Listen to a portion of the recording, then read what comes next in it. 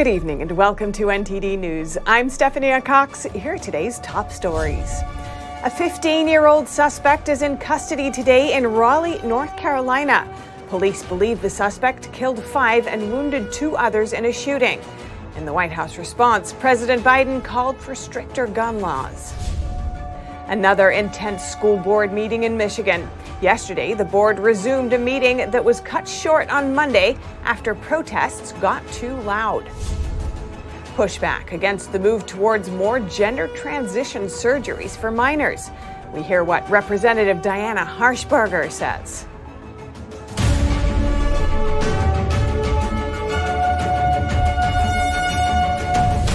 A 15-year-old white juvenile suspect is in custody today after 5 people were killed yesterday in a shooting in Raleigh, North Carolina.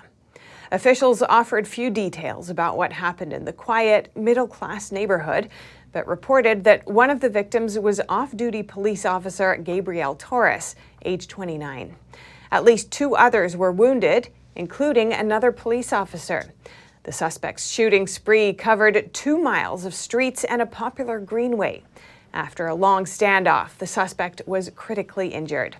During the rampage, the suspect reportedly wore camouflage and carried a camouflage backpack. President Biden said in a statement Friday, "We must pass an assault weapons ban."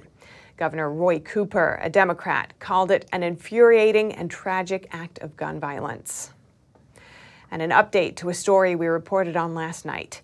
In Michigan, a school board meeting about sexually explicit books ended early on Monday after attendees were told they had to leave the room. Yesterday, the meeting continued, this time with even more attendees than before.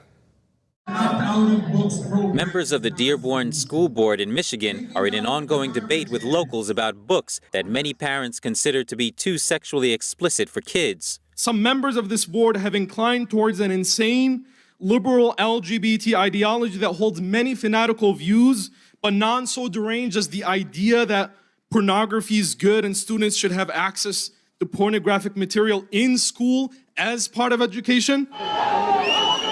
The board and parents met on Monday, but that meeting ended early. Attendees were told to leave because the number of people in the room violated the fire code. Parents later erupted in a chant to vote them out against the board members. Vote them out! Vote them out! On Thursday, the meeting resumed at a larger location with even more attendees. Some speakers said they thought it was obvious that many of the parents were anti-LGBT. Let's talk about what this really is. You hate gay people, and it's obvious, because look at how you behave when one gay person speaks. Look at how you act. But others responded that the protest was not about the LGBT community. To the LGBT community, the majority of parents are not here to attack your right to exist in a free society. Political figures also attended. Christina Caramo is the Republican candidate for Michigan Secretary of State and is endorsed by former President Trump. I think it is absolutely unacceptable for people in education to think that they know what's best for somebody else's child. God gave me my child, not the school district. Candidate for Michigan Attorney General Matt DePerno, who's also being endorsed by Trump, cited a Michigan law regarding parents' rights in education. It is the natural, fundamental right of parents and legal guardians to determine and direct the care, teaching, and education of their children. Fundamental right of the parent. The school board has reportedly removed the books in question for review, but it's not yet clear whether they'll be returned to the shelves. Reporting by Arian Pastar, NTD News. More and more public venues are hosting drag shows for children. Are the shows appropriate for kids? A former drag queen spoke with NTD.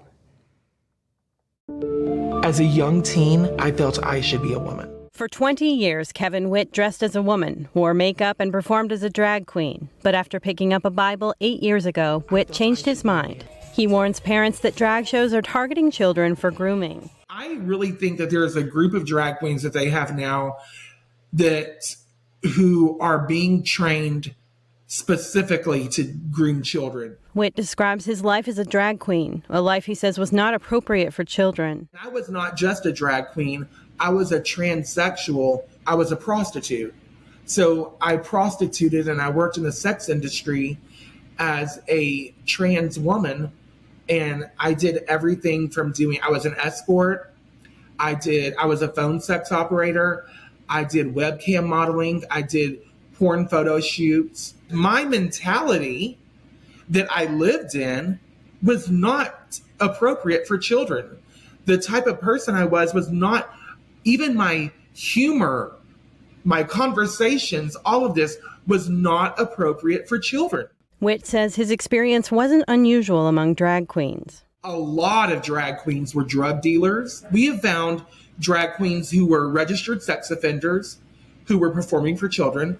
You wouldn't have a porn star come and do a porn show for your children, or a stripper come and do a strip show for your kids. So why would you have a drag queen? Witt says the rise of drag shows comes from communist ideology and is working to destroy families. He refers to a list of 45 goals of the Communist Party in the U.S. laid out in the 1958 book, The Naked Communist. One reads, present homosexuality, degeneracy, and promiscuity as normal, natural, and healthy. It's all a strategy to tear down the nuclear family. Then they can take over everything. Today, Witt works at Culture Warriors of America, an organization with a mission to expose child sex groomers and their enablers. Reporting by Angela Moy, NTD News. And in Tennessee, Vanderbilt University Medical Center's pediatric transgender clinic last week announced it's pausing surgeries on minors. That's after 62 state representatives wrote a letter to the clinic asking it to stop performing the procedures. It also follows the Daily Wire's reports showing a doctor at the clinic discussing how profitable transgender surgeries can be for the hospital. Now, federal lawmakers are proposing legislation to prevent these transgender surgeries on children. One of those is U.S. Congresswoman Diana Harshbarger, who represents Tennessee. I spoke with her earlier today. Representative Diana Harshbarger, thank you so much for joining us. Hey, it's my pleasure, Stephanie, anytime. Now, after much pushback, Vanderbilt University Medical Center has paused transgender surgeries on minors. You, along with over 60 other lawmakers, sent a letter to the medical center's board imploring them to stop. What's your reaction to the pause? Well, the letters worked. You know, there's enough outrage from parents and from healthcare professionals to say, wait a minute. You know, in some of the research and documentation we uncovered, there was gender-affirming care given to children as young as 6 years old. You know, I'm a grandmother, for heaven's sake, Stephanie, of 5 and 7-year-old grandsons. And listen, I think it's an abomination for someone to come in and ask those children, do you really think you're a boy? Do you really think you're a girl? It's hard enough for them to decide which shorts to wear to school that day or what to pack in their lunch. Are you kidding me? This is, it's going beyond what the parameters. And one thing for sure, pediatrics, transgender clinic, those two words are pediatric transgender. They shouldn't even be used in the same sentence, dear, ever. The medical center said that it does require parental consent before they administer transgender drugs and surgery on minors. Do you think that parental consent changes the ethicality of that procedure? Well, you know, the parent should always be involved in any type of health care. You know, what's happening is we're getting mixed messages, not only to the students or the children, but to the parents as well. What loving parent want to take care and do the best for their children if there's questions, but give them the truth, give them the facts, and let them make that decision. And don't leave it up to people who are intentionally grooming our children. That's not where it should be. You're one of several lawmakers proposing a new bill, the Protect Children's Innocence Act. Could you break it down for us? What would it do? Well, it would protect these children. You know, what's happening, they're being indoctrinated in the school systems, especially, you know, starting at middle school. It's kind of like what Governor DeSantis tried to do in Florida and did do with the bill saying, hey, they need to be in 3rd grade before you even talk about sex education. What's happening is these children are exposed to things at the ages of 5, 6, and 7 that they should never be exposed to. And that's where protecting our children's innocence comes in. You know, there's just a lot that we need to discuss, and we're doing that at a federal level. Now, Governor Gavin Newsom recently signed a bill into law that allows California courts to strip custody from parents who dispute transgender procedures for their child. And this doesn't only apply to California residents, but to any parent in the U.S. if their child enters the state of California. So how do you see the battle between the states and federal government playing out here? Well, it's going to be the most stringent law, and it's an abomination for that man to try to take their parental rights away when they disagree with how to raise their children. It's really pathetic in my eyes, and I hope that we can do something in Washington that will put a stop to some of this crazy thinking. Is there anything that you think our viewers still need to know about this situation, about this case, and about transgender surgeries on minors in general? Yeah, this indoctrination or this grooming is taking place in our school systems. And parents need to get involved at every level of education. They need to be at every school board meeting. They need to make their voices heard. We can do that in Washington. They can do it at a state level. But you better be there at a local level. And don't think that because, even in my district in East Tennessee, we have a lot of rural area here. Don't think it can't creep in, because it already has. And you have to be that voice to say, no, you're not going to do that to our children. And as a woman in Congress, and there's more women coming to Congress on the Republican side, you want to get people riled up in this country, go ahead and tell a mother they can't do something. Go ahead and tell a grandmother like me that, no, you're not going to have a say-so. That is absolutely wrong. And we're here to back up the parents and say, just get involved. Know what they're teaching your children and know how to react when there's something you don't agree with. All right. Thank you so much, Representative Diana Harshbarger. Thank you for your time. My pleasure, Stephanie. Next, the latest on former President Trump's legal battles. The Justice Department today officially appealed the appointment of the special master, who's overseeing the review of documents seized at Mar-a-Lago.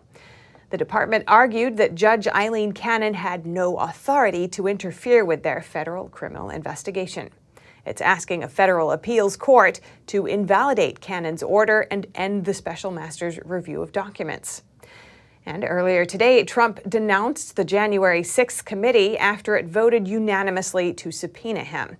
He wrote in a letter to the chairman saying that committee is ignoring why so many people came to the Capitol in the first place, which was a belief that the election was a fraud. He also wrote that he called for putting the National Guard in place much sooner, but it was rejected. The subpoena is unlikely to succeed, since it will likely prompt legal challenges from Trump's attorneys. Also today, a judge tossed out one of the 5 counts in a charge against a key source for the Steele dossier, the document that included numerous allegations about Trump that have since been discredited.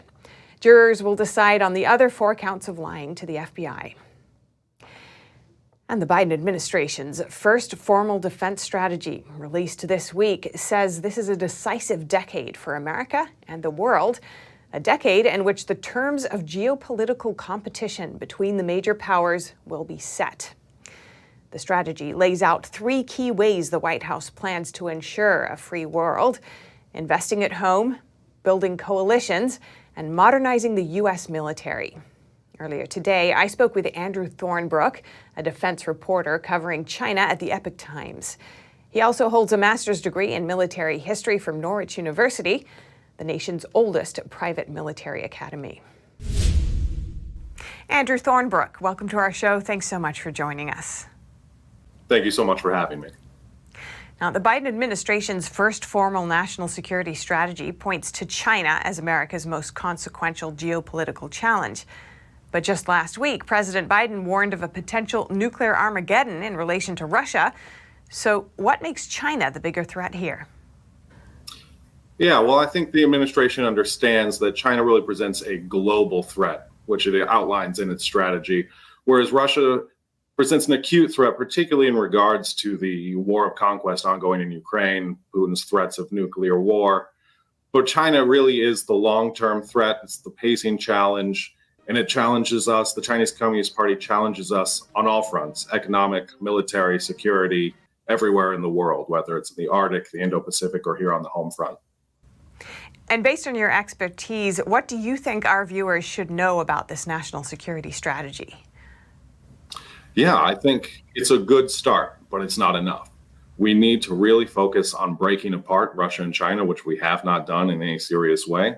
Every single action we've taken against Russia and Ukraine, and every single action we've taken against the CCP in trying to deter a conflict with Taiwan has pushed them closer together. And the more we push them closer together, the harder it's going to be for us, particularly in emerging contested domains like the Arctic.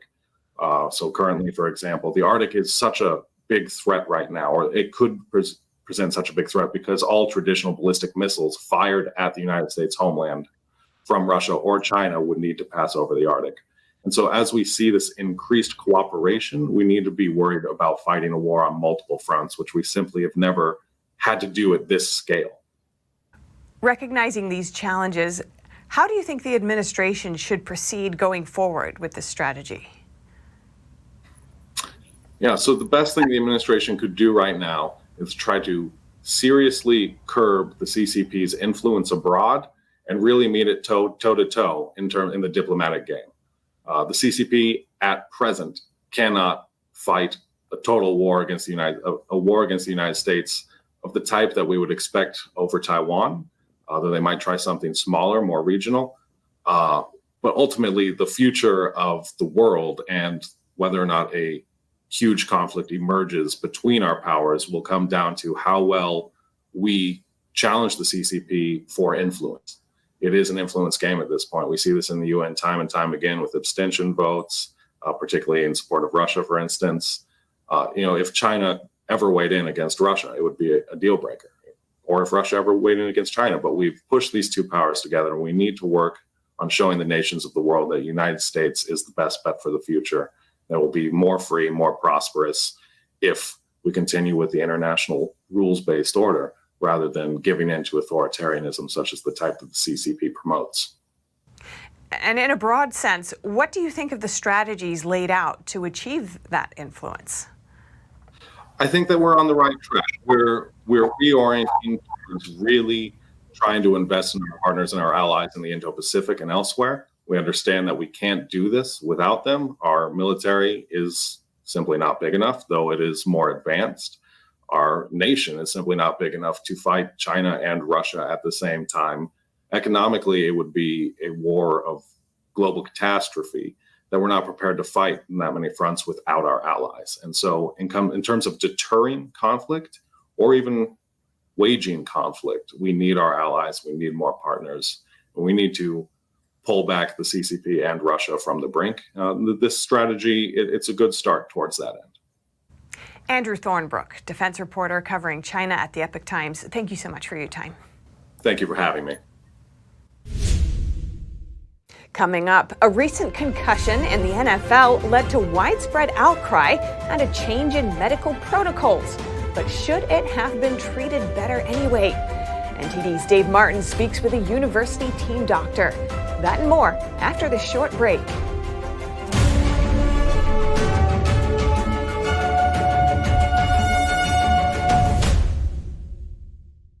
Hello, I'm Mike Lindell, and my employees and I want to thank each and every one of you for your continued support.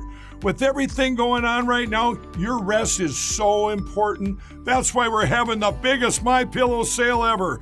Not only are my bed pillows as low as $19.98, but you can get the best body pillows ever. Regular $89.98, now only $29.98. Take your rest on the go with our Roll and Go Anywhere MyPillows for only $14.98.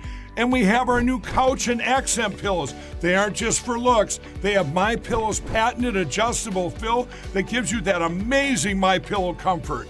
In this economy, you get the best gifts ever for the best prices ever. So go to mypillow.com or call the number on your screen. Use your promo code and you get deep discounts on body, couch, bolster pillows, and so much more, including my original bed pillows for as low as $19.98. Please order now while quantities last.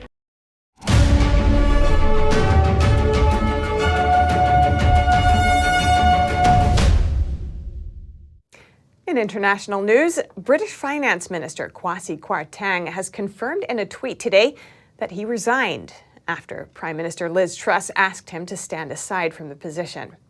It comes after weeks of political and economic drama surrounding the tax-cutting mini-budget last month. His termination means he was on the job for 38 days, making him the second shortest-serving UK Chancellor on record.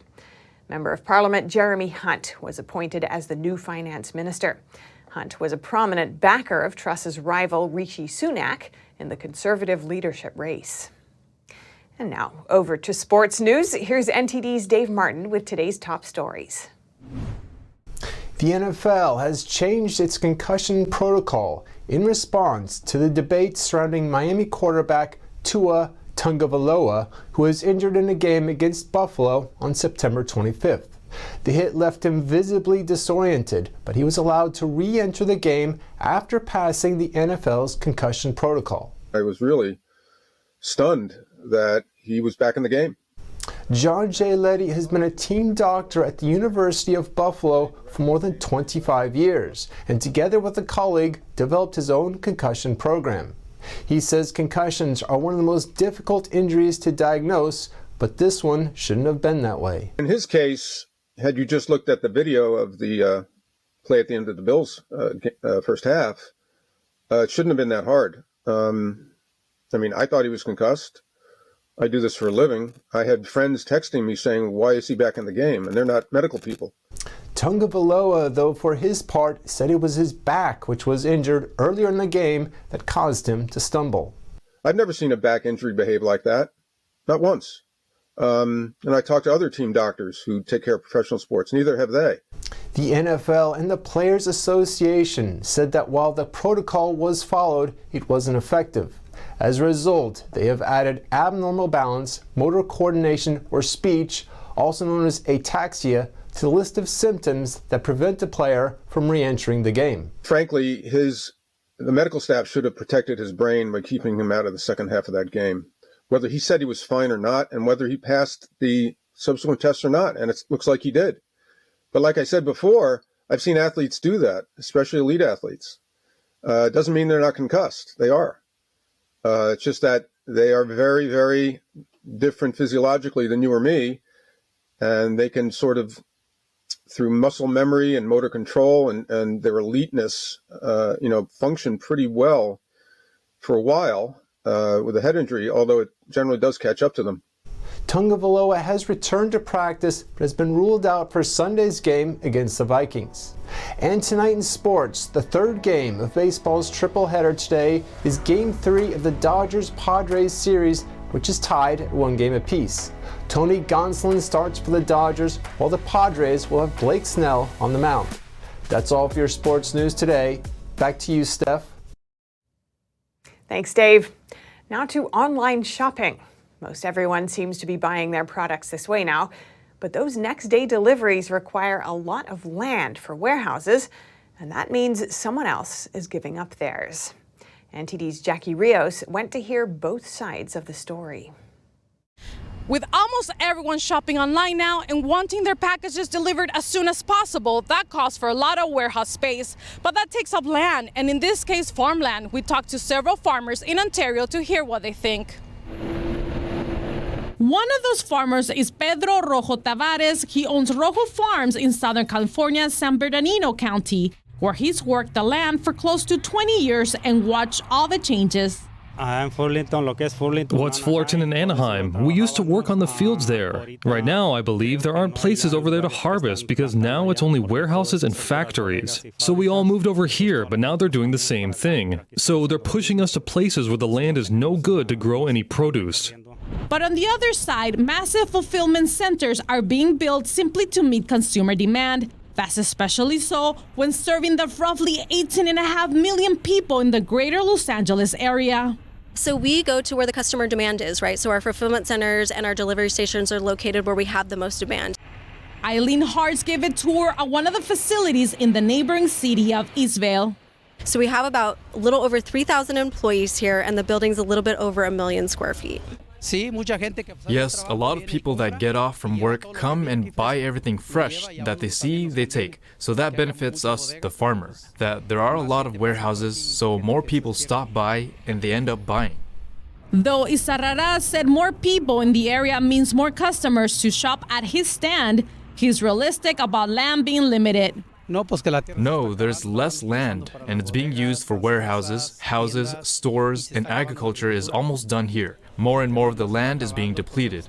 They are constructing a lot. We'll see how the landscape changes in the future along with people's buying needs. Jackie Rios, NTD News, California. And that's all for today's news. Thanks so much for joining in. I'm Stephanie Cox.